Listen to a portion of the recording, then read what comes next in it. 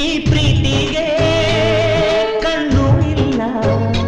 ರವಿಚಂದ್ರನ್ ಸರ್ದು ಓ ನನ್ನ ನಲ್ಲೆಯಲ್ಲಿ ನಮ್ಗೆ ಫ್ರೆಂಡ್ ಪಾತ್ರ, ಅವ್ರ ಜೊತೆ ಡಾನ್ಸ್ ಹಾಕ್ಬಿಟ್ರು. ಇವಳಿಗೆ ಏನು ಬರ್ತಾ ಇಲ್ಲ ಡಾನ್ಸ್ ಗೀನ್ಸ್ ಮಾಡಿಸಿ ಎಷ್ಟ್ ಸಾರಿ ಮಾನಿಟರ್ ಮಾಡೋದು, ಮಾಡಲ್ಲ ಕಲ್ಸಿ ಅಂತ. ಇವತ್ತು ಅವರು ಎಲ್ಲೇ ಸಿಕ್ಕರು ಮಲ್ತೆ ನಿನ್ನ ಅಂದವಾದ ಸ್ಮೈಲಿಗೆ ನಾನೇ ಕಾರಣ ಅಂತಾರೆ. ಹೀ ಅಂತೀನಿ ನಾನು. ಕೂದ್ಲು ಕೈ ತುಂಬಾ ಕೂದ್ಲು, ಐಬ್ರೋ ದೊಡ್ಡದು, ಆಮೇಲೆ ಪ್ಯಾಂಟ್ ಇಲ್ಲಿವರೆಗೂ ಹಾಕೋದು. ನಂಗೆ ಗೊತ್ತೇ ಇಲ್ಲ ಲೇಡೀಸ್ ಪ್ಯಾಂಟ್ ಅಂತ ಸಿಗುತ್ತೆ ಅಂತ. ಸಣ್ಣ ಜಡೆ, ಹೂ ಮುಡಿಯೋದು, ದೊಡ್ಡ ಬಟ್ಟೆ ಹಾಕೋದು. ಅಯ್ಯೋ ನೀವು ನನ್ ಕತೆ ಕೇಳಿದ್ರೆ ನಗ್ತೀರಾ. ಅದೇ ಒಂದು ಲೋನ್ ಆಯ್ತು, ಒಂದು 7 ಲಕ್ಷ ಏನೋ ಸ್ವಲ್ಪ ಸಾಲ ಇತ್ತು. ನನ್ ಮಗಳು ಪಿಕ್ಚರ್ಗೆ ಸೇರ್ಬಿಟ್ರೆ ದುಡ್ದು ತರ್ಬೋದು ಅನ್ನೋದು ಒಂದು ಸಣ್ಣ ಒಂದು ಆಸೆ ಊರಲ್ಲಿ ಸ್ಪ್ರೆಡ್ ಆಯ್ತು. ಪಿಕ್ಚರ್ ಹೋಗ್ತಿದ್ದಾಳೆ ಅಂತ ಅಪ್ಪನಿಗೆ ಒಂದು ಮಾತಾಡಿದ್ರು ಮಗಳನ್ನ ಮಾರ್ಕೊಂಡ್ಬಿಟ್ರು. ಯಾವನಿಗೋ ಮಗಳು ಇನ್ನು 9 ತಿಂಗಳಾದ್ಮೇಲೆ ವಾಪಸ್ ಬರ್ತಾಳೆ.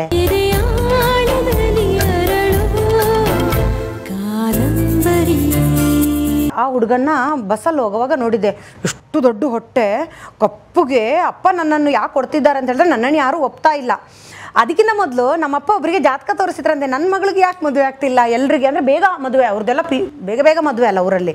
ಅವಾಗ ಆ ಜ್ಯೋತಿಷ್ರು ಹೇಳಿದ್ರಂತೆ ನಿಮ್ಮ ಮಗಳು ದೊಡ್ಡ ಸಾಧನೆ ಮಾಡ್ತಾಳೆ ಅಂತ. ಅಪ್ಪಂಗೆ ಭಯ ಆಯಿತು. ಬಂದ್ಬಿಟ್ಟು ಒಳ್ಳೆ ಸಾಧನೆನ ಕೆಟ್ಟ ಸಾಧನೆನ ಅಂತ ಕೇಳಲಿಲ್ಲ ಅಂತ ತಲೆ ಇಟ್ಕೊಂಡ್ಬಿಟ್ರು. ಯಾರಿಗೊತ್ತು ದೊಡ್ಡ ಹೆಸರು ತರ್ತಾಳೆ ನಿಮಗೆ ಅಂತ ಹೇಳಿದ್ರೆ, ಯಾವ ಹೆಸರು ತರ್ತಾಳೆ, ಹಳ್ಳಿಲಿ ಏನು ಹೆಸರು ತರೋಕ್ಕಾಗುತ್ತೆ, ಇವಳು ಕೆಟ್ಟ ಹೆಸರು ತರ್ತಾಳೆ ಅಂತ ಅಪ್ಪನಿಗೆ ಅನಿಸ್ತು. ಆದರೆ ಯಾರು ಜ್ಯೋತಿಷ್ಯರು ಗೊತ್ತಿಲ್ಲ, ದೊಡ್ಡ ಹೆಸರು ತರ್ತಾಳೆ ನಿಮ್ಮ ಕುಟುಂಬದಲ್ಲಿ, ನಿಮ್ಮ ಹಳ್ಳಿಯಲ್ಲಿ ಅಂತ. ಅವಾಗೆಲ್ಲ ಯಾರೂ ಇರಲಿಲ್ಲ. ನಮ್ಮ ಕೊಂಕಣಿಲಿ ಇವತ್ತೊಂದು 5 ಜನ ಬಿಟ್ಟರೆ ಯಾರೂ ಇಲ್ಲ ಇಂಡಸ್ಟ್ರಿಯಲ್ಲಿ. ಸೊ ಅವಾಗಂತೂ ಯಾರೂ ಇಲ್ಲ, ಬಿಡೋದು ಇಲ್ಲ. ಅವನು ಉದಯ ಏನು ಮಾಡಿದ್ರು, ಅವ್ರಿಗೊಂದು ಟೆರೆಸ್ ಮನೆ ಅಷ್ಟೇ ಇದ್ದಿದ್ದು. ಆ ಮನೆ ಸಾಲ ಮಾಡಿ ಕಟ್ಟಿದ್ರು. ಅವಾಗ ಹೇಗೆ ಅಂತ ಹೇಳಿದ್ರೆ, ಟೆರೆಸ್ ಮನೆ ಅಂತ ಹೇಳಿದ್ರೆ ಶ್ರೀಮಂತರು. ಟೆರೆಸ್ ಮನೆ ಕೊಟ್ಟಿದ್ದೀನಿ ನನ್ನ ಮಗಳನ್ನ, ಟೆರೆಸ್ ಮನೆ, ಟೆರೆಸ್ ಅಂದ್ಕೊಂಡು ನನಗೆ ಏನಪ್ಪ ಇವರು ಬರೀ ಟೆರೆಸ್ ತಿನ್ಕೊಂಡಿರೋದಾ ಅಂತ ನನಗಷ್ಟು ಬುದ್ಧಿ ಇತ್ತು. ಟೆರೆಸ್ ತಿನ್ಕೊಳ್ಳೋದಾ, ಗಂಡನೇ ಇಷ್ಟಲ್ಲ, ಆಯಿತು ಅಪ್ಪಂಗೋಸ್ಕರ ಮದುವೆ ಆಗ್ತೀನಿ. ಅವನು ಫಸ್ಟ್ ನೈಟ್ ಅಂದರೆ ಅವಾಗ ಫಸ್ಟ್ ನೈಟ್ ಎಲ್ಲ ಇರ್ತಿರ್ಲಿಲ್ಲ, ಅಂದರೆ ಅದಕ್ಕೆಲ್ಲ ಟೈಮು ಡೇಟ್ ಎಲ್ಲ ನೋಡೋರು. ಮದುವೆ ಆದ ರಾತ್ರಿ ನಾನು ಸತ್ತೋಗ್ತೀನಿ ನೇಣು ಹಾಕಿ ಅಂತ ಫಿಕ್ಸು. ನಾನು ನಿಜ ಸತ್ತೋಗ್ತಿದ್ದೆ ಸರ್. ಅವಾಗ ಅದಕ್ಕೆ ಹೇಳೋದು, ಆ ಏಜಲ್ಲಿ 18, 19, 20 ವಯಸ್ಸಲ್ಲಿ ಇಷ್ಟ ಇಲ್ಲದವ್ರ ಜೊತೆ ಮದುವೆ ಮಾಡಿಸಿದ್ರೆ ಸತ್ತೋಗ್ಬಿಡ್ತಿದ್ರು. ಅಂದರೆ ದೇಹ ಕೊಡೋದಕ್ಕೆ ಇಷ್ಟ ಆಗ್ತಿರ್ಲಿಲ್ಲ, ಅವನ ಜೊತೆ ಸೇರೋಕ್ಕೂ ಇಷ್ಟ ಆಗ್ತಿರ್ಲಿಲ್ಲ, ಹೋಗೋದಕ್ಕೂ ಯಾವುದೂ ಇಷ್ಟ ಆಗ್ತಿರ್ಲಿಲ್ಲ. ಸತ್ತೋಗ್ಬೇಕು ಅಂತ ಡಿಸೈಡ್ ಮಾಡಿದೆ. ನನ್ನ ಚಾನ್ಸ್ ಹೆಂಗಿತ್ತು ನೋಡಿ, ಗಣೇಶನಿಗೆ ದಿನ ನಿನ್ನ ಪೂಜೆ ಮಾಡ್ತೀನಿ. ನಾನು ಗಣಪ ಅಂದರೆ ಇಷ್ಟ.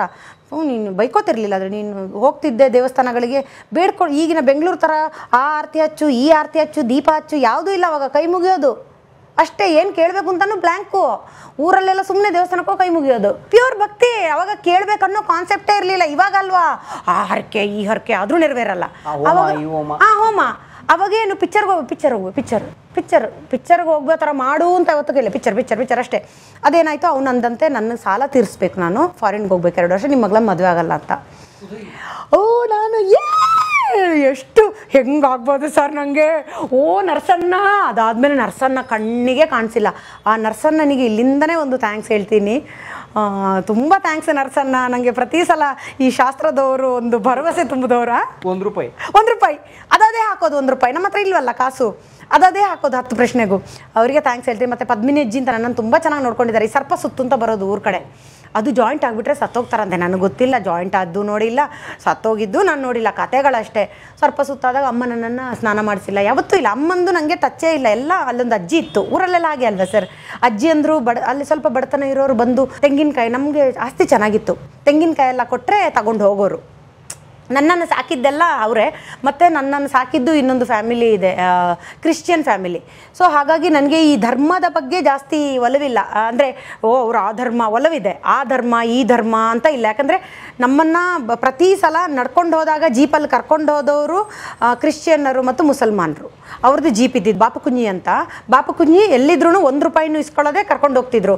ಮೌರಿಸಾ ಹೋಗ್ಬಿಟ್ರು. ಆಮೇಲೆ ಇಂತ್ರು, ಮೌರಿಸಾ, ವಲ್ಟಿನೂ ಹೋಗ್ಬಿಟ್ರು, ಎಲ್ಲ ಹೋಗ್ಬಿಟ್ರು. ಅವ್ರ ಮನೆ ಜೀಪು ನಮ್ಮನ್ನು ಕರ್ಕೊಂಡು ಫ್ರೀ. ನಮ್ಮ ದೊಡ್ಡಪ್ಪ ಅಂದರೆ ಏನು ಮಾಡ್ತಿದ್ರು, ಒಂದೊಂದು ಸರಿ ಇದ್ರೂ ಮೆಲ್ಲ ಕರ್ಕೊಂಡು ಹೋಗಿದ್ರು, ರಶ್ ಇದೆ ಅನ್ನೋರು. ಅಂದರೆ ಆ ಥರ ಬೇರೆಯವ್ರು ನಮ್ಗೆ ಬರ್ತಿದ್ರು. ನಮ್ಮವರು ಸ್ವಲ್ಪ, ನಮ್ಮ ಫ್ಯಾಮಿಲಿ ಸ್ವಲ್ಪ ಕಚಿಪಿಚಿ ಆಗಿತ್ತಲ್ಲ, ಹಾಗಾಗಿ ಏನಾಗಿತ್ತು, ನಾವು ದೂರ, ನಮ್ಮನ್ನು ಬಂದ್ರೇ ಹಿಂಗೆ. ಬಟ್ ನಾನಂದರೆ ಇಡೀ ಊರಿಗೆ ಫೇವ್ರೇಟು.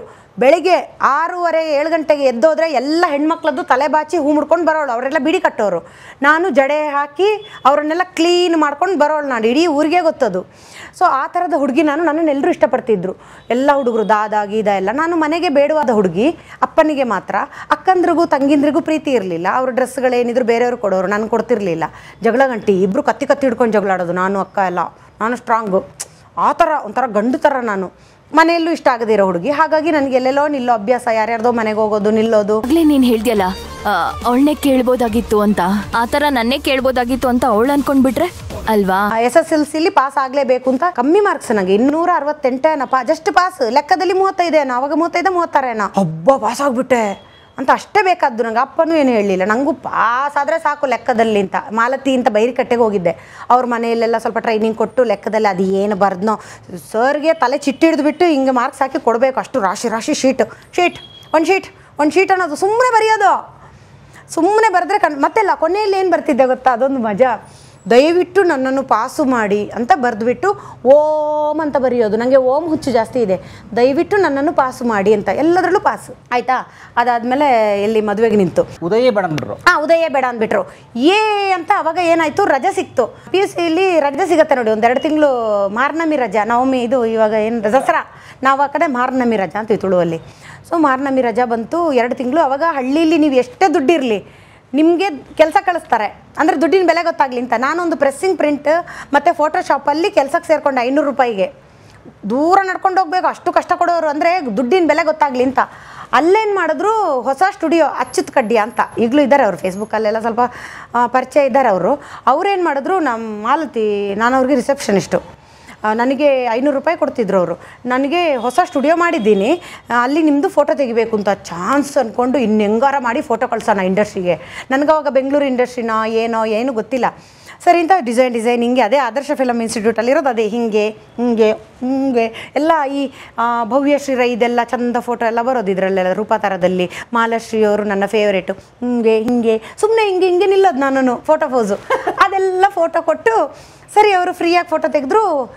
ಕಾಂಟ್ಯಾಕ್ಟ್ ಹೇಗೆ ಇವಾಗ, ಯಾರಿಗೆ ಕಳಿಸೋದು? ಫಸ್ಟ್ ನೀನಾಸಮ್ ಅಂತ ಬಂತು. ಅವಾಗೆಲ್ಲ ನೀನಾಸಮ್ ಕೂಡ ಆ್ಯಡ್ ಕೊಡೋರು, ಗೊತ್ತಾ ನಿಮಗೆ? ಶಿವಮೊಗ್ಗದ್ದು ನೀನಾಸಮ್ಗೀತರ ನಾಟಕ ಅಂತ, ಬೀದಿ ನಾಟಕ ಅಂತ ಎಲ್ಲೋ ಹೋದೆ ನಾನು. ಶಿವಮೊಗ್ಗದಲ್ಲೊಂದಿತ್ತು, ಇನ್ನೊಂದಿತ್ತು. ಅದು ನೋಡಿದ್ರೆ ಅಯ್ಯಪ್ಪ ಓಳು ಬೀದಿ ನಾಟಕನೂ ಮಾಡಲಿ. 2 ದಿನ ಅವ್ರ ಮನೆಯಲ್ಲಿದ್ದೆ. ಏನೇನೋ ಮಾತಾಡೋಕೆ ಶುರು ಮಾಡಿಬಿಟ್ಟ. ಅಪ್ಪನಿಗೆ ಅವರ ಹೆಂಡತಿಗೆಲ್ಲ ಹೇಳ್ಬಿಟ್ಟೆ, ನನಗೆಲ್ಲೋ ನಿಮ್ಮ ಗಂಡ ಏನೇನೋ ಮಾತಾಡ್ತಾರೆ ಬೀದಿ ನಾಟಕ ಅಂದ್ಕೊಂಡು ನನ್ನನ್ನು ಕಳಿಸಿ ಅಂತ ಬಸ್ಸಲ್ಲೆಲ್ಲ ಕಳಿಸ್ಬಿಟ್ರು. ವಾಪಸ್ ಮನೆಗೆ ಬಂದು ಅಪ್ಪನಿಗೆ ಹೇಳೇ ಇಲ್ಲ. ಸಣ್ಣ ಏಜು ಸರ್ ಅವಾಗ. ಅಂದರೆ ಧೈರ್ಯ ಇತ್ತು, ಬಟ್ ಅವಾಗ ಹುಡುಗರು ಏನೋ ಅಷ್ಟೊಂದು ಆ ಥರದ್ದಲ್ಲೇನು ಮಾಡ್ತಿರ್ಲಿಲ್ಲ. ಸುಮ್ಮನೆ ಒಂಥರ ಹೆಂಡತಿ ಇದ್ರೂ ಏನೋ ಒಂಥರ ಹುಡುಗರನ್ನು ನೋಡೋದು ಆ ಥರ. ಅದು ಬಂದುಬಿಟ್ಟೆ. ಮತ್ತೆ ಇನ್ನೂ ಆ ಕಡೆ ಹೋಗೋದು ಬೇಡ, ನೀನಾಸಮ್ಗೆ. ಬೆಂಗಳೂರಲ್ಲಿ ಪಿಕ್ಚರ್ ನಡೆಯೋದ್ರಿಂದ ಆದರ್ಶ ಫಿಲಮ್ ಇನ್ಸ್ಟಿಟ್ಯೂಟದು ನಮ್ಮ ಮನೆಗೆ ನೋಡಿ, ಅದೃಷ್ಟ ಅನ್ನೋದು ನಮ್ಮ ಹಣೆ ವಿಧಿಲಿಖಿತ ಅಂತಾರಲ್ಲ ಕೆಲವು ಸಲ. ನಮ್ಮ ಮನೆಗೆ ಡೈಲಿ ಪೇಪರ್ ತರಲ್ಲ, ಶುಕ್ರವಾರ ದಿನ ಪೇಪರ್ ತರ್ತಾರೆ, ಪಿಕ್ಚರ್ನವ್ರದ್ದಿರುತ್ತೆ ಅಂತ. ಆ ಪೇಪರ್ನ ಬೆಲ್ಲ ಕಟ್ತೀವಿ, ಬೆಲ್ಲ ಕಟ್ಟೋಕ್ಕೆ ಯೂಸ್ ಆಗುತ್ತೆ ಅಂತ. ನೀರು ಬಿಡುತ್ತಲ್ಲ, ಅದರಲ್ಲಿ ಒಂದಿನ ಹಿಂಗೆ ಮೆಟ್ಲ ಮೇಲೆ ಹಿಂಗೆ ಕೂತಿರ್ತೀನಿ, ಆದರ್ಶ ಫಿಲಮ್ ಇನ್ಸ್ಟಿಟ್ಯೂಟ್ ಬೆಂಗಳೂರು ಅಂತ ಇತ್ತು. ಪಿಕ್ಚರ್ನವ್ರದ್ದು ಅಂದ್ಕೊಂಡು ತಕ್ಷಣ ನಾನು 1-2 ಫೋಟೋ ಕಳಿಸಿ ದೊಡ್ಡ ಲೆಟ್ರು, ನಂದು ಬರೀ ಲೆಟ್ರ್ ಬರೆಯೋದು. ಇವಾಗ ಎಷ್ಟು ಮಾತಾಡ್ತೀನೋ ಆ ಥರ ಲೆಟ್ರು. ಈಗಲೂ ಆ ಲೆಟ್ರ್ ಇರ್ಬೋದೋ ಏನೋ ಅವ್ರ ಹತ್ರ.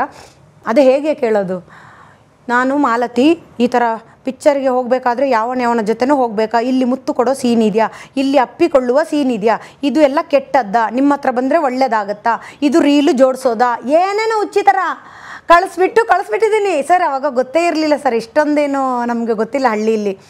ನಾನು ರೀಲ್ ಜೋಡಿಸೋದು ಅಂತಿದ್ರು. ಸೈಲೆಂಟು, 1 ವಾರ ಸೈಲೆಂಟು. ಹೆಂಗಾರ ಇವಾಗ ನನಗೆ ಹುಡುಗ ಸೆಟ್ ಆಗಬಾರ್ದು ಅಂತ ರಾತ್ರಿ ಪೋಸ್ಟ್ ಮ್ಯಾನ್ ತಲುಪೋದೆ 7 ಗಂಟೆಗೆ ಮನೆಗೆ. ಅಂದರೆ ಅವನಿಗೆ ಮಧ್ಯಾಹ್ನ ಲೆಟರ್ ಬಂದರೆ 7 ಗಂಟೆಗೆ. ಆ ಒಳ್ಳೆ ಪೋಸ್ಟ್ ಮ್ಯಾನ್ ಅವನಿಗೆ ಥ್ಯಾಂಕ್ಸ್ ಹೇಳಬೇಕು. ನನ್ನ ಮನೆ ಬರೋ ನೋಡಿ, ಪೋಸ್ಟ್ ಮ್ಯಾನ್ ಲೆಟ್ರ್ ತಂಗಿ ಕೈ ಕೊಟ್ಟ. ಅದರಲ್ಲಿ ಬರೆದಿತ್ತು, ನೀವು ನೋಡೋದಕ್ಕೆ ಚೆನ್ನಾಗಿದ್ದೀರಾ, ಲೋಕೇಶ್ ಸರ್ ಬರೆದಿರೋದು. ಲೋಕೇಶ್ ಸರ್ನ ಇವತ್ತು ನೆನೆಸ್ಕೋತೀನಿ ನಾನು. ಆದರ್ಶ ಫಿಲ್ಮ್ ಇನ್ಸ್ಟಿಟ್ಯೂಟಲ್ಲಿ ಸ್ವಾಮಿ ಸರ್ ಅವರ ಮಗ ಲೋಕೇಶ್ ಸರ್ ಮ್ಯಾನೇಜರ್ ಆಗಿದ್ರು ಅವಾಗ. ಆದರ್ಶ ಕೋಲ್ಸ್ ಪಾರ್ಕಲ್ಲಿತ್ತಲ್ಲ, ಅಂತ ಹೇಳಿಬಿಟ್ಟು ದೊರೆ ಭಗವಾನ್ ಅಂತ ಸರ್ದು ಒಂದು ಸೈನು. ದೊರೆ ಭಗವಾನ್ ಸರ್ ಅವಾಗ ದೇವರು ನಮಗೆಲ್ಲ. ತಂಗಿಗೆ ದೊರೆ ಭಗವಾನ್ ಸೈನ್ ಮಾಡ್ಬಿಟ್ಟವ್ರು ನಮ್ಮ ಲೆಟ್ರಿಗೆ. ಏನು ಸರ್, ದೊರೆ ಭಗವಾನ್ ಅವ್ರು ಸೈನ್ ಮಾಡ್ಬಿಟ್ಟಿದ್ದಾರೆ ಲೆಟ್ರಲ್ಲಿ ಅಂತ. ತಂಗಿ ಅಪ್ಪ ಟಿ ವಿ ನೋಡ್ತಿದ್ರು ಕುರ್ಚಿಲಿ, ಈಗಲೂ ಚಿತ್ರ ಇದೆ, ನಾನು ಬಾಗಿಲು ಸಂದಿಯಿಂದ ಹಿಂಗೆ ಅಪ್ಪ ಅಂತ, ತಂಗಿ ಅಪ್ಪ ಅಪ್ಪ ಅಪ್ಪ ದೊರೆ ಭಗವಾನ್ ಲೆಟ್ರ್, ಅಪ್ಪ ತಂಗಿ ಅಂದರೆ ಪ್ರೀತಿ, ಕೊನೆ ಮಗಳಂದ್ರೆ ಪ್ರೀತಿ, ಅಪ್ಪ ಅಪ್ಪ ದೊರೆ ಭಗವಾನ್ ಸರ್ ಇವಳಿಗೆ ಪತ್ರ ಬರೆದಿದ್ದಾರೆ ಅಂತ ಹೇಳಿದ್ರು. ಅಂತ ಅಪ್ಪ ನೋಡಿದ್ರು, ಹೌದು ದೊರೆ ಭಗವಾನು. ಅಪ್ಪ ಸೈಲೆಂಟು, ಅವರು ಎಲ್ಲ ಎಕ್ಸ್ಪ್ರೆಷನ್ ಎಲ್ಲ ಕೊಡಲ್ಲ. ನನಗೆ ಆ ರಾತ್ರಿ ನಿದ್ದೆನೇ ಇಲ್ಲ ಸರ್, ಫುಲ್ಲು ಕಲ್ಪನಾ ಅವರೇ ಮೈ ಮೇಲೆ ಎಲ್ಲ ಆ್ಯಕ್ಟಿಂಗು ಮಾಡಿರ್ತೀನಿ, ನಿದ್ದೆ ಮಾಡಿದೆ, ಏನು ಮಾಡ್ತಿದ್ನೋ ಹುಚ್ಚು, ಟೋಟಲಿ ನನ್ನನ್ನು ನೋಡಿದ್ರೆ ಒಂದು ಹುಚ್ಚಿ ಥರ ಆ್ಯಕ್ಟಿಂಗ್ ಮಾಡೋದು, ಆ ಥರ ಆಯಿತು. ನಾನೇನಾದ್ರೂ ತಪ್ಪು ಮಾಡಿದ್ರೆ ನೀವು ಕ್ಷಮಿಸಿ. ಅಪ್ಪನ ರಿಯಾಕ್ಷನ್ನೇ ಇಲ್ಲ, ಅಪ್ಪನ ರಿಯಾಕ್ಷನ್ನೇ ಇಲ್ಲ. ದೊರೆ ಭಗವಾನ್ ಆ ಕಣ್ಣು ಅಬ್ಸರ್ವ್ ಮಾಡಿದ್ದೀನಿ ನೋಡಿ, ಮಕ್ಕಳು ಕಣ್ಣು ಅಬ್ಸರ್ವ್ ಮಾಡ್ತಾರೆ, ಮಕ್ಕಳು ನಿಮ್ಮ ದೇಹ ಅಂದರೆ ಮಕ್ಕಳಿಗೆ ಗೊತ್ತಾಗುತ್ತೆ ಇವನು ಒಳ್ಳೆಯವನ ಕೆಟ್ಟವನ ಅಂತ ಹೇಳ್ತಾರಲ್ಲ, ಅಪ್ಪನ ಕಣ್ಣು ಅಬ್ಸರ್ವ್ ಮಾಡಿದೆ. ಹಿಂಗಿತ್ತು ಸೈಡಲ್ಲಿ, ನಾನು ಬಾಗಿಲಿಂದ ಹಿಂಗೆ ನೋಡ್ತಿದ್ದೆ, ಹೀಗಿದ್ದಿದ್ದು ನೋಡ್ತಿದ್ದೆ, ಓ ದೊರೆ ಭಗವಾನ್ ಅಂತ ಒಂದು ಸ್ಮೈಲು, ಅದನ್ನು ಅಬ್ಸರ್ವ್ ಮಾಡಿದೆ. ನಮ್ಮಪ್ಪ ನಾಳೆ ಕೇಳ್ತಾರೆ ಬೆಳಿಗ್ಗೆ ಅಂತ, ರಾತ್ರಿ ಕೇಳಲ್ಲ, ಮಲಗ್ತಾರೆ. 7:30ಗೆಲ್ಲ ಊಟ ಆಗುತ್ತೆ, ಮಲಗ್ತೀವಿ 6:30 7 ಗಂಟೆಗೆಲ್ಲ. ಹಳ್ಳೀಲಿ ಹಾಗೆ ಅಲ್ವಾ ಸರ್, ಆಗಿನ ಕಾಲಕ್ಕೆ 6:30ಗೆಲ್ಲ ಊಟ ಅಲ್ವಾ, ಬೆಳಿಗ್ಗೆ ಒಂದು 5 ಗಂಟೆಗೆಲ್ಲ ಹೇಳ್ಬೇಕಲ್ಲ, ಕೆಲಸ ತುಂಬ ಅಲ್ವಾ, ಅಗ್ರಿಕಲ್ಚರು ಕೃಷಿ ಹಗಲು ರಾತ್ರಿ ಮಾಡಬೇಕು. ರಾತ್ರಿ ಏನು ಮಾಡೋದು, ಕರೆಂಟ್ ಇಲ್ಲ, ಮಳೆ ಬಂದರೆ, ಮಳೆಗಾಲದಲ್ಲಂತೂ ಕರೆಂಟೇ ಇಲ್ಲ, ಆ ಥರದ್ದು ಹಳ್ಳಿ ಜೀವನ. ಹಾಗಾಗಿ ಮಾರನೇ ದಿನ ಅಪ್ಪ ಅದು ನಾನು ಹೋಗ್ತೇನೆ ಅಂತ ಹೇಳಿದೆ.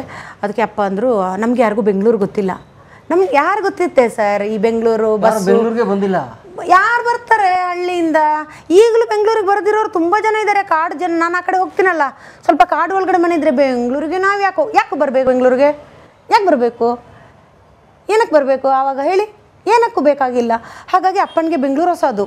ಒಂದು ಗಂಟು ಮೂಟೆ ಕಟ್ಟಿ, ಒಂದು ಕಂಬೈ ಲುಂಗಿ ಎಲ್ಲ ಉಟ್ಟು ಆದರ್ಶ ಫಿಲಮ್ ಅನ್ನೋದು ಇದೆಯಾ ಇಲ್ವಾ ಅಂತ ನೋಡೋದಕ್ಕೆ ಬಂದಿದ್ದರು. ಈಗಲೂ ಆ ಕತೆ ಹೇಳ್ತಾರೆ. ಬಸ್ಸಲ್ಲಿ ಬಂದಿದ್ದಾರೆ, ಅದರಲ್ಲಿ ಏನು ಫೋನ್ ನಂಬರ್ ಇತ್ತಾ? ಇಲ್ಲ, ಪಿನ್ ಕೋಡ್ ಮಾತ್ರ ಇದ್ದಿದ್ದು. ಪಿನ್ ಕೋಡ್ನ ಹುಡ್ಕೊಂಡು ಮೆಜೆಸ್ಟಿಕಲ್ಲಿ ಇಳಿದಿದ್ದಾರೆ. ಎಲ್ಲರ ಹತ್ರ ಮೆಜೆಸ್ಟಿಕಲ್ಲಿ ಇಳಿದುಬಿಟ್ಟು ಕೋಲ್ಸ್ ಪಾರ್ಕಿಗೆ ಕೇಳಿದ್ದಾರೆ ಆದರ್ಶ ಫಿಲಮ್ ಯಾರಿಗೊತ್ತಲ್ಲಿ?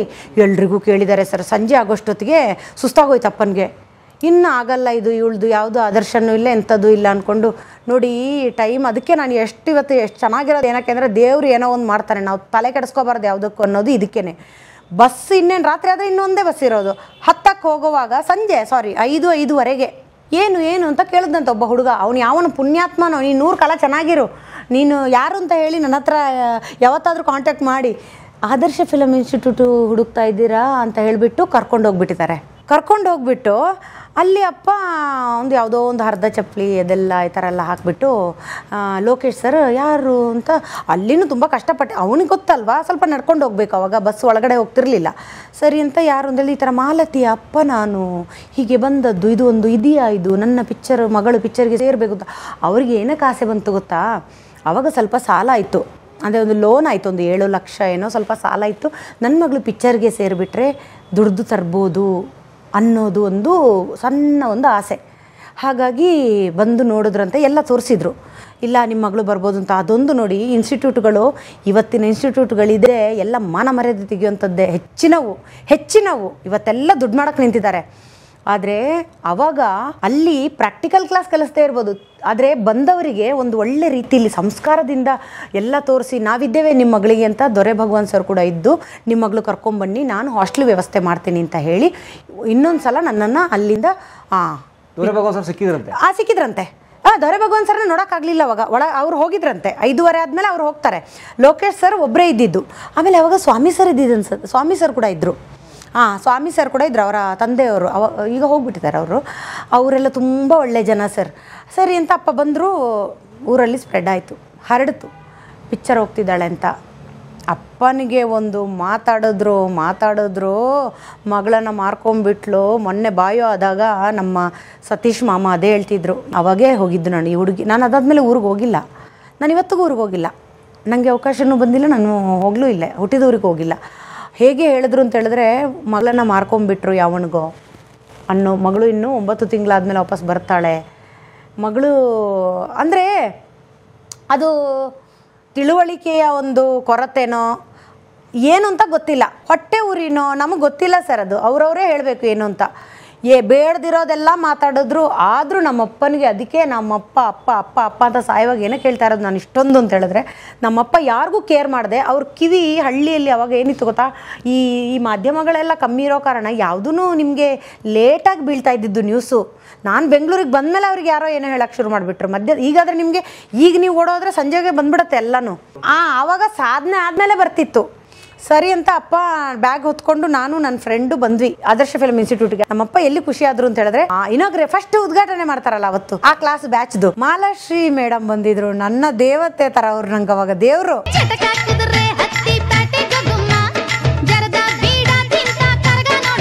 ಮಾಲಾಶ್ರೀ ಮೇಡಮ್ ಫೋಟೋ ತೆಗಿಯೋದಕ್ಕೆ ಹುಡುಗರೆಲ್ಲ ಹುಚ್ಚಿಡ್ದು 80,000 90,000 ಕೊಟ್ಟು ಫೋಟೋ ತೆಗೆದು ಬಂದ್ರಂತೆ.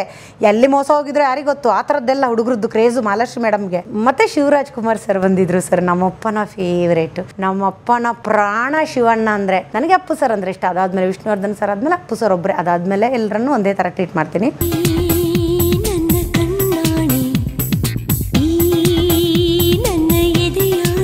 ಅಪ್ಪನಿಗೆ ಅದನ್ನ ನೋಡಿ ಜನ್ಮ ಸಾರ್ಥಕ ಅನ್ನೋ ಥರ. ಶಿವಣ್ಣನ ನೋಡಿ, ಮಾಲಾಶ್ರೀ ಮೇಡಮ್ ಎಲ್ಲ ನೋಡಿ ನಾವು ಮಾತಾಡಿ ಶಿವಣ್ಣನಿಗೆ ಹೇಳಿದೆ ನಾನು, ಅಪ್ಪಂಗೆ ನೀವಂದರೆ ತುಂಬ ಇಷ್ಟ ಅಂತ ಹೇಳಿದೆ. ಹೌದಾ, ಆಯಿತು ಆಯಿತು ಆಯಿತು ಅಂತ ಅವರು ಚೆನ್ನಾಗಿ ಮಾತಾಡಿದ್ರು. ಆವಾಗ ನಂಬಿಕೆ ಬಂತು.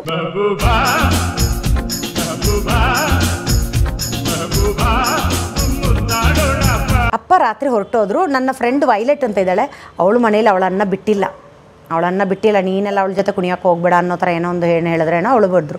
ನನಗೆ ಮಿತ್ರ ಹಾಸ್ಟೆಲ್ ಅಂತ ಇದೆ, ವಿಜಯ ರಾಘವೇಂದ್ರ ಅವರ ಮನೆ ಪಕ್ಕದಲ್ಲಿ ಮಿತ್ರ ಹಾಸ್ಟೆಲ್ ಇದೆ ನೋಡಿ, PG. ಅದರಲ್ಲಿ ಸೇರಿಸ್ಬಿಟ್ರು ದೊರೆ ಭಗವಾನ್ ಸರ್.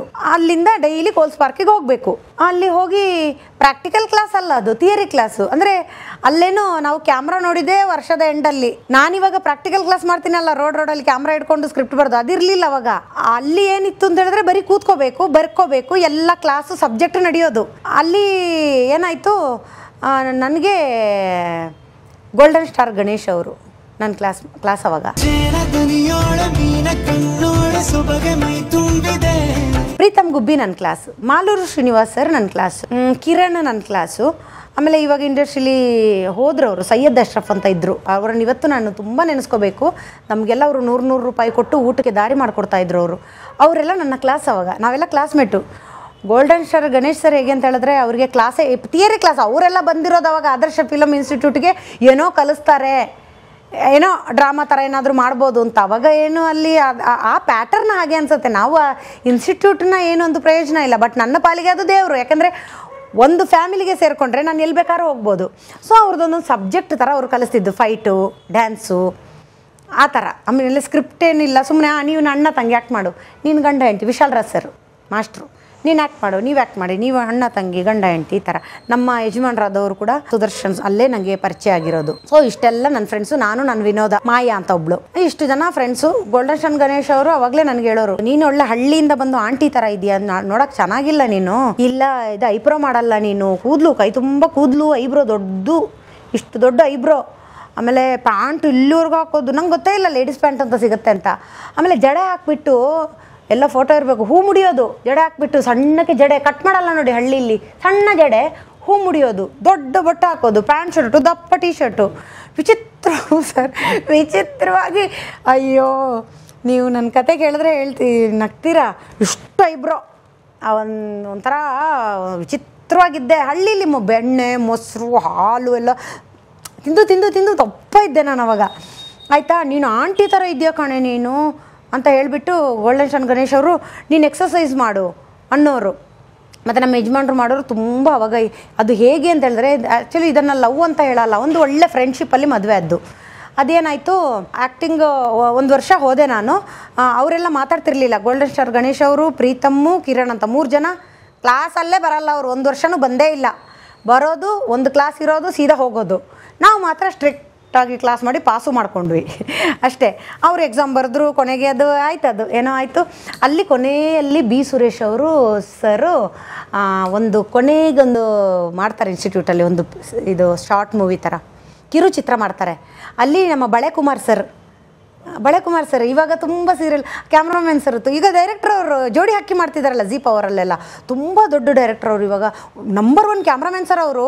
ಈ ಹುಡುಗಿಗೆ ಇದೇ ಲೈಟು, ಈ ಹುಡುಗಿಗೆ ಇದೇ ಲೈಟು, ಟಕ್ ಟಕ್ ಟಕ್ ಟಕ್ ಸಖತ್ ಜೋರು.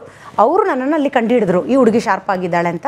ಈ ಓದ್ತಾ ಇರಬೇಕಾದ್ರೆ ರವಿಚಂದ್ರನ್ ಸರ್ದು ಓ ನನ್ನ ನಲ್ಲೆಯಲ್ಲಿ ನಮಗೆ ಫ್ರೆಂಡ್ ಪಾತ್ರ, ಇಶಾ ಕೊಪ್ಪಿಕರ್ ಅವರ ಫ್ರೆಂಡ್ ನಾನು. ಸಂತೋಷ ಪಡೋ ವಿಷಯಕ್ಕೂ ಡಲ್ ಆಗಿದೆಯಲ್ಲ, ನಾವೆಲ್ಲ ಪಾರ್ಟಿ ಕೇಳ್ತೀವಿ ಅಂತನಾ? ನೀನು ಅಂತ ಕೂತಿದ್ರು ನಾವು ಬಿಡಲ್ಲ. ಭಾರತೇಶ್ ಅವರು ನಮ್ಮನ್ನ ಪರಿಚಯ ಮಾಡಿಕೊಟ್ರು, ನಾವು ಫ್ರೆಂಡ್ ಪಾರ್ಟ್. ಅವಾಗನೇ ರವಿಚಂದ್ರನ್ ಸರ್ ಮೈಕಲ್ಲಿ ಮಾಲತಿ ಈ ಕಡೆ ಬಾ, ಮಾಲತಿ ಆ ಕಡೆ, ಅವಾಗಲೇ ಅಷ್ಟು ಮೆಮೊರಿ ಅವ್ರಿಗೆ. ಸೊ ಓನನ್ನಲ್ಲೇ ಮಾಡಿದ್ರಿ ನೀವು? ಓನನ್ನಲ್ಲಿ ಫ್ರೆಂಡ್ ಇಶಾ ಕೊಪ್ಪಿಕರ್. ಹೌದು, ಡಾನ್ಸ್ ಬರಲ್ಲ ಇಶಾ, ಹುಡುಗಿ ಕುರುಡಿ ಇರ್ತಾಳೆ, ಅವಳ ಜೊತೆ ಒಂದು ಕುಣಿತಾ ಇದ್ದೀನಿ ನೋಡಿ, ಇದು ಹಾಕಿ ಇಡೀ ಪಿಕ್ಚರ್ ಅಲ್ಲಿ ಇದ್ದೀನಿ. ಅವಾಗ ಇಶಾ ಕೊಪ್ಪಿಕರ್ ಜೊತೆ ಡ್ಯಾನ್ಸ್ ಮಾಡಬೇಕು. ಅವ್ರ ಜೊತೆ ಡ್ಯಾನ್ಸ್ಗೆ ಹಾಕ್ಬಿಟ್ರು ಇಶಾ ಕೊಪ್ಪಿಗರ್. ಅವಾಗ ಫಸ್ಟ್ ನನಗೆ ಆರ್ಟಿಸ್ಟ್ ಅಂದರೆ ಆ ಥರ ಅನುಭವದ್ದು. ಅವರಂದರು ಇಲ್ಲ ಇವಳಿಗೆ ಹಿಂದಿಯಲ್ಲಿ ಇವಳಿಗೆ ಏನೂ ಬರ್ತಾ ಇಲ್ಲ, ಡ್ಯಾನ್ಸ್ ಗೀನ್ಸ್ ಮಾಡಿಸಿ ಎಷ್ಟು ಸಾರಿ ಮಾನಿಟ್ರ್ ಮಾಡೋದು, ಮಾಡಲ್ಲ ಕಲಿಸಿ ಅಂತ. ಅವಾಗ ಚಿನ್ನಿ ಪ್ರಕಾಶ್ ಸರ್ ಏನೋ ಒಂದು ಮಾಡಮ್ಮ, ಸುಮ್ಮನೆ ಹಿಂಗೆ ಪರ್ಫೆಕ್ಷನ್ ಬೇಡಮ್ಮ, ಹುಡುಗಿಗೆ ಹಿಂಗೆ ಕೈ ಹಿಡ್ಕೊಮ್ಮ ಅಂತ ಅಂದರು. ಅದೆಲ್ಲ ಮ್ಯಾನೇಜ್ ಮಾಡಿದೆ, ಅದಾಯಿತು. ಅದಾದಮೇಲೆ ಅತ್ತಿಗೆ ಸೀರಿಯಲಲ್ಲಿ ವಿಜಯ ರಾಘವೇಂದ್ರ ಸರ್ಗೆ ಹೀರೋಯಿನ್ನಾಗಿ ಇದು ಇನ್ಸ್ಟಿಟ್ಯೂಟ್ ಮಾಡ್ತಾ ಇರಬೇಕಾದ್ರೆ ಅತ್ತಿಗೆ ಅಂತ ಸೀರಿಯಲ್ ಮಾಡಿದ್ರು. ದೊರೆ ಭಗವಾನ್ ಸರ್ ಓದ್ತಾ ಇದ್ದೆ ನಾನು ಅವಾಗ ಇನ್ಸ್ಟಿಟ್ಯೂಟಲ್ಲಿ. ದೂರದರ್ಶನ್ಗೆ? ದೂರದರ್ಶನ್ಗಲ್ಲ ಸರ್, ಅದು ಯಾವುದೋ ಬೇರೆ ಚಾನಲ್ ಇತ್ತು ಅವಾಗ, ಕಾವೇರಿ ಅನಿಸುತ್ತೆ, ಗೊತ್ತಿಲ್ಲ. ಅತ್ತಿಗೆ ಅಂತ ಋತು ಅವ್ರದ್ದು. ಆವಾಗ ದೊರೆ ಭಗವಾನ್ ಸರ್ ಡೈರೆಕ್ಷನ್ ನನಗೆ ಹೀರೋಯಿನ್ನಾಗಿ ನೀನು ಮಾಡಮ್ಮ, ಚೆನ್ನಾಗಿದ್ದೀಯ, ಚುರುಕು ನೀನು, ಫಾಸ್ಟಾಗಿ ಮಾತಾಡಬೇಡ, ಸ್ವಲ್ಪ ಕಮ್ಮಿ ಮಾತಾಡು, ಸ್ವಲ್ಪ ಸ್ಲೋ ಮಾತಾಡು ಅಂತ ಬೆಳಗಿಂದ ಮಧ್ಯಾಹ್ನದವರೆಗೂ ಸ್ಕ್ರಿಪ್ಟ್ ಓದ್ದೆ. ವಿಜಯ ರಾಘವೇಂದ್ರ ಸರ್ ಬಂದರು. ಪಾಪ ಅವರೆಲ್ಲ ಎಷ್ಟು ಸಪೋರ್ಟ್ ಮಾಡಿದ್ರು ಅಂತ ಹೇಳಿದ್ರೆ, ದೊಡ್ಡ ಬೊಟ್ಟಿಟ್ಟಿದ್ದಾರೆ ಮೇಕಪ್ ಮ್ಯಾನು, ಕೆಂಪು ಲಿಪ್ಸ್ಟಿಕ್ ಹಾಕಿದ್ದಾರೆ, ಯಾವುದೋ ಹಳೆಯ ಕಾಲದ ಚೂಡಿದಾರ್ ಹಾಕಿದ್ದೀನಿ ನಾನು. ವಿಜಯ ರಾಘವೇಂದ್ರ ಅವರು ಒಂದು ಸರಿ ಮಾನಿಟ್ರ್ ಮಾಡೋಣ, ನಾನು ನಿಮ್ಮ ಪೇರ್ ಮಾಡೋದು ಅಂದೆ. ನಾನು ನಿಮಗೆ ಪೇರೆಲ್ಲ ಬರಲ್ಲ ಹೇಳೋಕ್ಕೆ, ನಾನು ನಿಮಗೆ ಹೀರೋಯಿನ್ನು ಅಂದೆ. ಆಯಿತು, ಓಕೆ, ಒಳ್ಳೆಯದು ಅಂತ ಹೇಳಿದ್ರು ಇನ್ನೋಸೆಂಟಾಗಿ. ಒಳ್ಳೆಯದು, ಡೈಲಾಗ್ ಪ್ರಾಕ್ಟೀಸ್ ಮಾಡೋಣ. ಮಾಡುವ, ನನಗೆ ಎಲ್ಲ ಬರ್ತದೆ ಅಂತೇಳಿ ಇಟ್ಟರೆ ನನಗೆ ಏನೂ ಬರ್ತಾ ಇಲ್ಲ, ಮರ್ತೋಗೋದು. ನಂಗೆ ಅವಾಗಲೇ ಗೊತ್ತಾಗಿರೋದು ಕ್ಯಾಮ್ರಾ ಆನ್ ಆಗಿತ್ತು, ಡೈಲಾಗೇ ಬರ್ತಿಲ್ಲ ನನಗೆ. ಇವಾಗಲೂ ನಾನು ದೇವರು ಅನ್ನೋದು ಯಾಕೆ ಕ್ಯಾಮ್ರಾನ ಅಂತ ಹೇಳಿದ್ರೆ, ಕ್ಯಾಮ್ರಾದ ಹಿಂದ್ಗಡೆ ನೀವು ಏನು ಬೇಕಾದ್ರೂ ಮಾತಾಡ್ಬೋದು ಸರ್, ಎಷ್ಟಾರ ಡೈಲಾಗ್ ಹೇಳ್ಕೊಡ್ಬೋದು. ಯಾಕಂದ್ರೆ ನಾನು ಇವಾಗ ಮಕ್ಳಿಗೆ ಹೇಳ್ಕೊಡ್ತೀನಲ್ಲ, ಕ್ಯಾಮ್ರಾ ಮುಂದ್ಗಡೆ ಇದೆಲ್ಲ, ಅದು ಏನೋ ಒಂದು ಶಕ್ತಿ ಸರ್ ಅದು.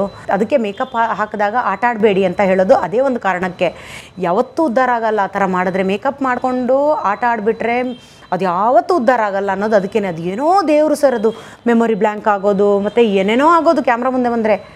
ಒಂದು ಡೈಲಾಗು ಬರ್ತಿಲ್ಲ. ಆಮೇಲೆ ಯಾವುದೋ ಒಂದು ಲಾಯರ್ ಪಾರ್ಟ್ ಕೊಟ್ಟರು, ಅವರ ಪೇರ್ ಬಂದು ತನುಜ ಮಾಡಿದ್ರು. ಆಯಿತಾ, ಮುಗೀತು, ಕೋರ್ಸ್ ಮುಗೀತು, ಇನ್ನೇನು ಮಾಡೋದು ಅಂತ ಹೇಳೋಷ್ಟೊತ್ತಿಗೆ ಎಕ್ಸಾಮಲ್ಲಿ ನಾನು ಫಸ್ಟ್ ಪ್ರೈಸ್ ಬಂದಿದೆ ಅಂತ ಮಾಲಾಶ್ರೀ ರಾಮು ಅವರು 3,500 ಕ್ಯಾಶ್ ಕೊಟ್ಟು ಇದು ದಾನ ಮಾಡ್ತಾರಲ್ಲ ಇನ್ಸ್ಟಿಟ್ಯೂಟ್ಗೆ, ಅದು ಮಾಡಿದರು. ಆ 3,500ದಲ್ಲಿ ನಾನು ಮತ್ತು ವಿನೋದ ಅಂತ ಇದ್ವಿ, ಕಬ್ಬೇನೂರು ವಿನೋದ ಅಂತ.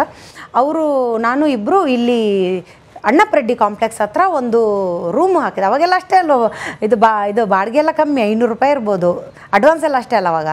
ಸೊ ಅವ್ರ ಹೆಸರು ಮಾಲಾಶ್ರೀ ಮೇಡಮ್ಗೆ ನಾನು ಮುಂದೆ ಹೀಗೆ ದಾನ ಧರ್ಮ ಮಾಡಬೇಕು ಅಂದ್ಕೊಂಡು ಅವ್ರ ಹೆಸರಲ್ಲಿ ಅಣ್ಣಪ್ರೆಡ್ಡಿ ಕಾಂಪ್ಲೆಕ್ಸ್ ಹತ್ರ ಹೇಳಿದ್ರು, ನೋಡಮ್ಮ ಹೆಣ್ಮಕ್ಳಿಬ್ರು ರೂಮ್ ಕೊಡಿದ್ರೆ ನೀವು ಸಾಯೋದು ಗೀಯೋದು ಮಾಡಬಾರ್ದು, ನನಗೊಂದು ಫ್ಯಾಮಿಲಿ ಇದೆ, ಯಾರ್ಯಾರನ್ನ ಲವ್ ಮಾಡೋದು ಮತ್ತು ನೀವು ಸತ್ತೋಗ್ಬಿಡೋದು, ನೇಣು ಹಾಕ್ಕೊಳ್ಳೋದು, ಆ ರೂಮಿಗೆ ಯಾರೂ ಬರಲ್ಲಮ್ಮ ಅಂದರೆ ಓನರ್ ನೋಡಿ ಪ್ರತಿ ಸಲ ಹೇಳಿದ ಮಾತು ಚುಚ್ಚುತ್ತೆ ಅನ್ನೋದು. ಕೇಳಲ್ಲ ಅಂದ್ರೂ ನಾವು ಹೇಳ್ಬೇಕಂತೆ ಮಕ್ಳಿಗೆ. ಒಂದು ಟೈಮಲ್ಲಿ ನೆನಪು ಬರುತ್ತಂತೆ, ನನಗೆ ಫ್ಯಾಮಿಲಿ ಇದಾವಮ್ಮ, ಆ ರೂಮಲ್ಲಿ ಏನಾರ ಹೆಚ್ಚು ಕಮ್ಮಿ ಮಾಡ್ಕೊಂಡ್ರೆ ಯಾರು ಬರಲ್ಲಮ್ಮ, ಆಮೇಲೆ ದೆವ್ವ ಅನ್ಕೊಂಡು ನೀವು ಆ ಮನೆ ಖಾಲಿ, ನನಗೆ ಆ ಥರ ಮಾಡಬೇಡಿ, ನಿಮ್ಮಿಬ್ಬರಿಗೂ ಒಳ್ಳೆ ಹುಡುಗಿರ ಥರ ಕಾಣ್ತಿದ್ದೀರಾ, ನೀವು ಹಾಳಾಗೋದು ಬೇಡ, ಎಲ್ಲೆಲ್ಲೋ ಏನೇನೋ ಮಾಡಿ ಆ ರೂಮಲ್ಲಿ ಇದ್ಬಿಡಿ ಅಂತ ಒಂದು ರೂಮ್ ಕೊಟ್ಟರು ಸರ್, ದೇವ್ರ ಥರ, ಸಿಂಗಲ್ ಬೆಡ್ರೂಮು.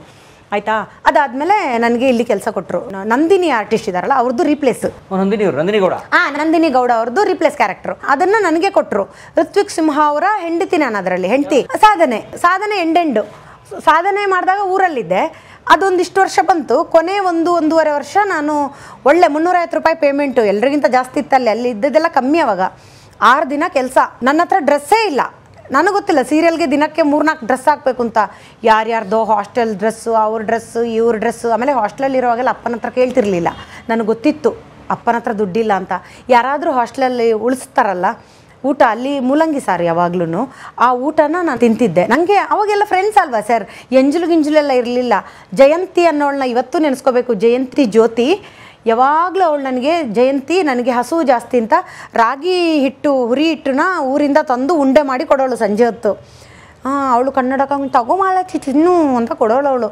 ಇನ್ನೊಬ್ಳು ಜ್ಯೋತಿ ಅಂತ ಇದ್ಲು, ಅವಳು ನನಗೆ ಪಾನಿಪುರಿ ಕೊಡಿಸೋಳು. ಕೆಲಸ ಅಂದರೆ ಅದು ಪಿ ಜಿ ಅಲ್ವಾ ಸರ್, ಕೆಲಸ ಮಾಡೋರು.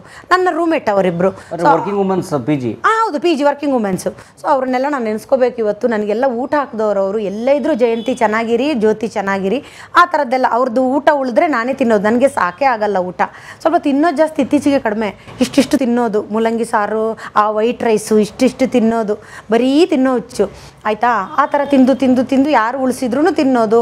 ಆಮೇಲೆ ಹಾಸ್ಟೆಲಲ್ಲೆಲ್ಲ ಏನೇನೋ ಕ್ಲಾಶ್ಗಳು, ಯಾರ್ಯಾರೋ ಹುಡುಗರು ನೋಡೋಕ್ಕೆ ಬರೋದು, ಹುಡುಗಿರನ್ನ ನನ್ನ ಮೇಲೆ ಹಾಕೋದು, ಒಂಥರ ಸುಮ್ಮನೆ ಇವಳು ಪಿಕ್ಚರ್ನವಳನ್ನು ನೋಡೋಕ್ಕೆ ಬಂದಿದ್ದು ಅಂತ, ಆ ಥರದ್ದೆಲ್ಲ ಬ್ಲೇಮ್ಗಳು. ಬಟ್ ನಾನು ಸತ್ಯ ಹೇಳ್ತೀನಿ, ನಾನು ಆ ಥರ ಗಿರಿಜಾ ಆಂಟಿಗೆ ನಾನು ಯಾರನ್ನೂ ಯಾವತ್ತೂ ಮೀಟ್ ಮಾಡೋಕ್ಕೆ ಬಂದಿಲ್ಲ. ಬರಲೇಬೇಕು ಅಂತ ಅವ್ರ ಮನಸ್ಸಲ್ಲಿದ್ರೆ ಖಂಡಿತ ಬರ್ತಾರೆ, ನೋಡ್ತಾ ಇರಿ.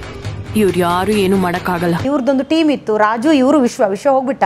ಇವರು 3 ಜನ ಮಲ್ಲೇಶ್ವರಮಲ್ಲಿ ರೂಮ್ ಹಾಕಿದ್ರು, ನಮ್ಮ ಯಜಮಾನ್ರ ಕಡೆಯವರು ಆಯಿತಾ. ಇದ್ರ ಮಧ್ಯೆ ಗೋಲ್ಡನ್ ಸ್ಟಾರ್ ಗಣೇಶ್ ಅವರು ಏನು ಮಾಡಿದ್ರು, ಇನ್ನೂ ಅವಾಗ ಸಾಧನೆ ಸೇರೋ ಮೊದಲು ಸಣ್ಣ ಕಥೆ ಹೇಳ್ತೀನಿ. ಮಾಲತಿ, ನಿನ್ನ ಹಲ್ಲು ಚೆನ್ನಾಗಿಲ್ಲ, 2 ಹಲ್ಲು ಕೋರೆ ಹಲ್ಲು ಥರ ಇದೆ, ನಿನಗೆ ಈ ಥರ ಎಲ್ಲ ಇದ್ದರೆ ಯಾರು ಅವಕಾಶ ಕೊಡ್ತಾರೆ? ಅವರು ಒಳ್ಳೆ ರೀತಿಯಲ್ಲೇ ಹೇಳಿದ್ದು, ನೀನೊಂದು ಕೆಲಸ ಮಾಡು, ಮಲ್ಲೇಶ್ವರಮಲ್ಲಿ ಒಂದು ಹಲ್ಲಿಗೆ ಸರಿಗೆ ಹಾಕ್ತಾರೆ, ನೀನು ಅಲ್ಲೋಗಿ ಮೊದಲು ಸರಿಗೆ ಹಾಕು, ಇಲ್ಲ ಊರಿಗೆ ವಾಪಸ್ ಹೋಗ್ಬಿಡ್ತು. ನಾನು ಯಾಕೆ ಊರಿಗೆ ಹೋಗಬೇಕು? ಊರಿಗೆ ಹೋದರೆ ಸೇರಿಸಲ್ಲ, ಊರಲ್ಲಿ ಆಲ್ರೆಡಿ ಡಾಮ್ ಡಾಮ್ ಡಾಮ್ ಮಗಳು ಕುಣಿಯಕ್ಕೆ ಹೋಗೋವಳೆ ಅಂತ ಅಪ್ಪ ಒಂದೇ ಮಾತು ಹೇಳಿದ್ದಪ್ಪ, ಯಾರಿಗೂ ಜೀವನದಲ್ಲಿ ತೊಂದರೆ ಕೊಡಬೇಡ, ಯಾರ ಮನಸ್ಸು ನೋಯಿಸ್ಬೇಡ, ಕೆಟ್ಟ ಕೆಲಸ ಮಾಡಿ ದುಡಿಬೇಡ, ಮನೆ ಹೊಸಲು ದಾಟಿ 1 ಸಲ ಹೋದರೆ ವಾಪಸ್ ಬರಬೇಡ, ಇಷ್ಟು ಹೇಳಿದ್ರು. ಯಾಕಂದರೆ ಬಂದಮೇಲೆ ನಾನು ಮದುವೆ ಮಾಡ್ಕೊಡೋಕ್ಕಾಗಲ್ಲ ನಿನ್ನನ್ನು ಹೇಳಿಬಿಟ್ರು ಸರ್. ಹಂಗೆ ಹೇಳಿಬಿಟ್ರು. ನನಗದು ಮನಸ್ಸಲ್ಲಿ ಕೂತ್ಬಿಡ್ತು. 1 ಸಲ ಹೊಸಲು ದಾಟಿ ಹೋದ್ಮೇಲೆ ಮತ್ತೆ ಬಂದರೆ ಆಲ್ರೆಡಿ ಅಪ್ಪನಿಗೆ ಟಾಮ್ ಟಾಮ್ ಟಾಮ್.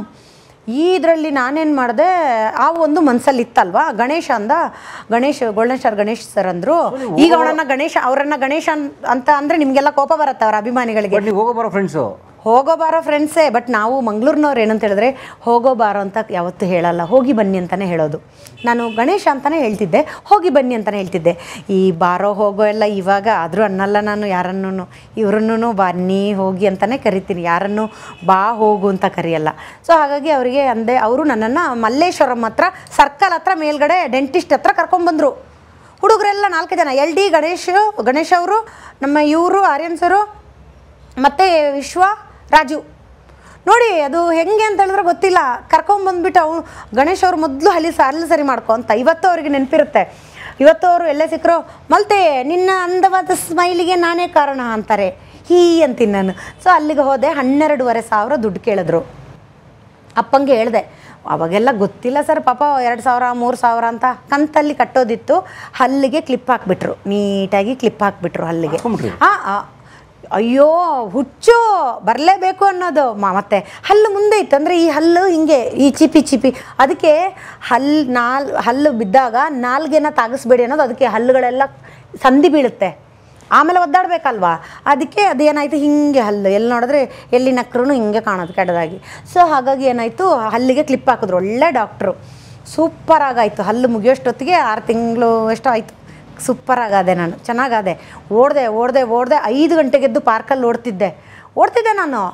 ಹೆಂಗೆ ಅಂತ ಹೇಳಿದ್ರೆ ಎಲ್ಲರೂ ಏನು ಹಿಂಗಾಗಿದ್ದೆ ಅಂತ ಒಂದು ಫೋಟೋ ಇದೆ, ಹಿಂಗಿದೆ ನಾನು ಓಡಿ ಸರ್. ಗೊತ್ತಿಲ್ಲ ಮೇಂಟೈನ್ ಅಂದರೆ ಏನು ಅಂತ ಗೊತ್ತಿಲ್ಲ. ಪಿಕ್ಚರ್ಗೆ ಹೋಗೋರು ಸಣ್ಣ ಇರಬೇಕು ಅಂತ, ಹೇಗೆ ಸಣ್ಣ ಅಂತ ಗೊತ್ತಿರಲಿಲ್ಲ. ಈಗಿನ ಥರ ಯೂಟ್ಯೂಬ್ ಇತ್ತು ನೋಡೋಕ್ಕೆ, ಸಣ್ಣ ಆಗುವುದು ಹೇಗೆ, ಮೇಂಟೈನ್ ಮಾಡೋದು ಹೇಗೆ ಅಂತ. ಮೂಲಂಗಿ ಸಾರು ತಿನ್ನು ಓಡು. ಹಂಗೆ ಕೆಲವು ಫೋಟೋ ಇದ್ದರೆ ಕಳಿಸ್ತೀನಿ ನಿಮಗೆ. ಅಂದರೆ ನಾನು ಇವತ್ತು ಏನೇ ಹೇಳಿದ್ರು ಹೆಚ್ಚಿನವ್ರಿಗೆ ಏನು ಅನ್ಸುತ್ತೆ ಕಮೆಂಟಲ್ಲಿ ಫಸ್ಟು ರೀಲು ಬಂಡಲ್ ಅಂತ. ಬಟ್ ನನಗೆ ಗೊತ್ತಿದೆ ನಾನು ಏನು ಮಾಡಿದ್ದೀನಿ ಅನ್ನೋದು, ಹಾಗಾಗಿ ಹೇಳ್ತಾ ಇದ್ದೀನಿ. ಆ ಥರ ಒಣಗೋಗ್ಬಿಟ್ಟೆ ಪೂರ್ತಿ. ಕೊನೆಗೆ ಸ್ವಲ್ಪ ಇದೆಲ್ಲ ಬಿಟ್ಟ ಮೇಲೆ ಚೆನ್ನಾಗಾದೆ, ವರ್ಕೌಟ್ ಎಲ್ಲ ಸ್ವಲ್ಪ ಬಿಟ್ಟ ಮೇಲೆ ಚೆನ್ನಾಗಾದೆ. ನಾನು ಸಣ್ಣಕ್ಕೆ ಚೆನ್ನಾಗಾದೆ. ಸಾಧನೆಯಲ್ಲಿ ಫಸ್ಟ್ ಸೀರಿಯಲ್ಲು ಕೊಡಿಸಿದ್ರು ಅವಕಾಶ. ಫಸ್ಟ್ ಡೇ ಶೂಟಿಂಗ್ ಹೋಗ್ತೀನಿ, ಈಗಲೂ ನೆನಪಿದೆ. ಪರ್ಕೆ ಇಟ್ಕೊಂಡು ಗುಡಿಸ್ಬೇಕು. ರಾಧಾ ರಾಮಚಂದ್ರ ಅಮ್ಮ ನನ್ನ ಪಾಲಿನ ದೇವರವರು. ಹೌದು ಸರ್, ಅವರು ನನಗೆ ತುಂಬ ಸಹಾಯ ಮಾಡಿದ್ದಾರೆ, ಅದು ಹೇಳ್ತೀನಿ ನಾನು. ಅವ್ರ ಜೊತೆ ನಂದು ಫ್ಯಾಮಿಲಿ ಸುಂದರ್ ಸರ್ ಅವರು, ಮತ್ತು ಮಾಸ್ಟರ್ ಮಂಜುನಾಥ್ ಅನ್ಸುತ್ತೆ, ಇನ್ನೂ ಯಾರೋ ಅವ್ರ ಜೊತೆ ಪರ್ಕೆ ಸೀನು. ನನಗೆ ಭಾಷೆಯಲ್ಲಿ ಬರುತ್ತೆ, ನನಗೆ ಆ್ಯಕ್ಟಿಂಗಲ್ಲಿ ಬರುತ್ತೆ. ನಾನು ಇನ್ಸ್ಟಿಟ್ಯೂಟಲ್ಲಿ ಕಲ್ತಿಲ್ಲ, ಏನು ಕಲ್ತಿದ್ದೀನಿ ಈಗಿನ ಥರ ನಾನೀಗ ಮಕ್ಳಿಗೆ ಹೇಳ್ಕೊಡ್ತೀನಿ ಆ ಥರ ಹೇಳ್ಕೊಡ್ತೀನ ಇಲ್ಲ. ಅವ್ರದ್ದು ಪಾಠ ಇದ್ದಿದ್ದು, ಅದು PUC ಸಮ ಅಲ್ವಾ ಕೋರ್ಸ್ ಅಂದರೆ. ಥಿಯರಿ ನನಗೆ ಬರ್ತಾ ಇಲ್ಲ ಡೈಲಾಗು ನನಗೆ. ಸಕ್ರೆಬೈಲು ಸರ್, ಅವಾಗ Suri sir, Yogaraj Bhat sir episode director ಅವಾಗ. ಸಕ್ಕರೆ ಬೈಲು ಸರ್ ಫಸ್ಟ್ ಡೈರೆಕ್ಟ್ರು ನನಗೆ. ಅವರು ತಮಾಷೆ ಮಾಡೋದು ಅರ್ಥ ಆಗ್ತಿಲ್ಲ, ಡಬಲ್ ಮೀನಿಂಗು ಅರ್ಥ ಆಗ್ತಿಲ್ಲ, ನಂಗೆ ಯಾವುದೂ ನನ್ನ ತಲೆಯಲ್ಲಿಲ್ಲ.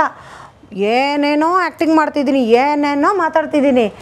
ಎಲ್ಲ ಅಂದ್ರಂತೆ, ಬಿ ಸುರೇಶ್ರಿಗೆ ಯಾಕೆ ಹಾಕ್ಕೊಂಡ್ರಿ, ಎಷ್ಟು ಕಷ್ಟ, ಬೇಡ ಹುಡುಗಿ ಪಾಪ ಹಾಳಾಗ್ತಾಳೆ, ಹುಡುಗರು ಸುಮ್ಮನೆ ಸರಿ ಇರಲ್ಲ ಬೆಂಗಳೂರಲ್ಲಿ ಇಂಡಸ್ಟ್ರಿಯಲ್ಲಿ, ಏನೋ ಒಂದು ಮಾಡ್ಕೊಂಡು ಹೋಗಿ ಅರ್ಧ ಲೈನೋ ಒಂದು ಲೈನೋ ಅಂದ್ಕೊಂಡು ಆ್ಯಕ್ಟಿಂಗ್ ಅಂದರೆ ಈ ಆ್ಯಕ್ಟಿಂಗ್ ಚೆನ್ನಾಗಿ ಮಾಡ್ತಿದ್ದೆ ಸರ್, ಭಾಷೆ ಬರ್ತಿರಲಿಲ್ಲ, ಕಟ್ಟು ಅತ್ತೆ ಹಾಗೆ ಹೀಗೆ ಅಂತ ಈ ಥರ ಎಲ್ಲ ಇರಲಿಲ್ಲ, ಅದು ಡೀಸೆಂಟ್ ಇತ್ತು. ಅತ್ತೆ ನಾನು ಕೆಲ್ಸಕ್ಕೆ ಹೋಗಲೇಬೇಕು ಇಷ್ಟೇ, ಅಷ್ಟನ್ನು ಮಾತ್ರ ಹೇಳ್ತಿದ್ದೆ, ಮುಂದೆ ಲೈನ್ ಹೇಳಲ್ಲ, ಕಟ್ಟು ಆ ಥರ ಮಾಡಿ ಮಾಡಿ ಮಾಡಿ ಮಾಡಿ ಕರ್ಕೊಂಬಂದರು.